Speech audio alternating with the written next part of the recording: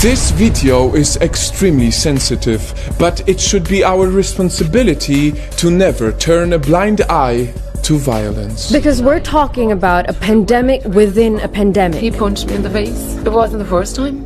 Last year, he split my head open. 1 in 3 women experiences it in their lifetime. But you'll be shocked to hear how out of control it's become because of COVID. In France, cases increased by 36%. 2 women were even murdered. In India, cases doubled in just the first week of lockdown and are most likely even worse now. In Australia, internet searches for domestic violence support increased by 75%. It's bad. And it's not just women, but also children who are at risk.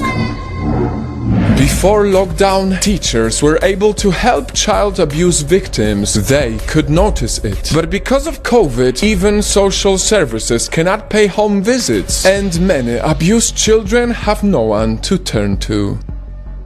Women and children who suffer from domestic violence now have no escape from their abusers. No work or school to distract them. No outdoor hobbies to keep them sane. No friends or loved ones to protect them. All this pressure, like in a pressure cooker, is taking over many homes.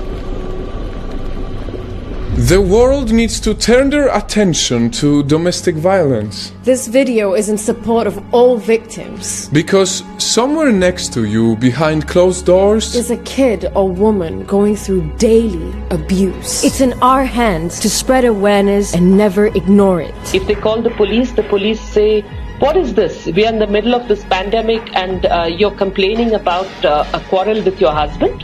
Don't bother." Nightfam, you have no idea how many brutal, horrible videos and pictures we've seen while making this video. I was so shocked to see how heartless some men can be, hitting those they're meant to protect. It was such a hard time for me that I loved him so much that I tried to forgive him and I gave him another chance and I took him back. To me, there is nothing more cowardly than a man hitting a woman. You should be ashamed of yourself. Too many women are walking on eggshells in their own homes trying to avoid another beating. Too many young kids are growing up thinking domestic violence is normal. I know it because I did too.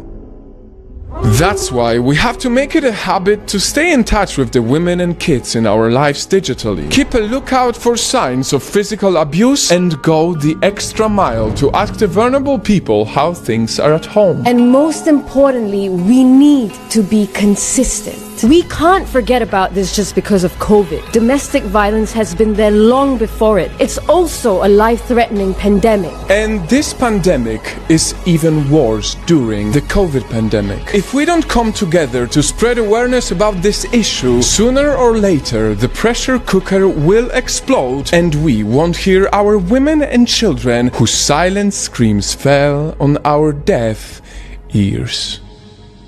So if anyone out there has gone through something similar to what I've gone through, you know, you need to find the courage and get away from anything that's as unhealthy as violence. Go to your friends and family, people who love you, who care about you.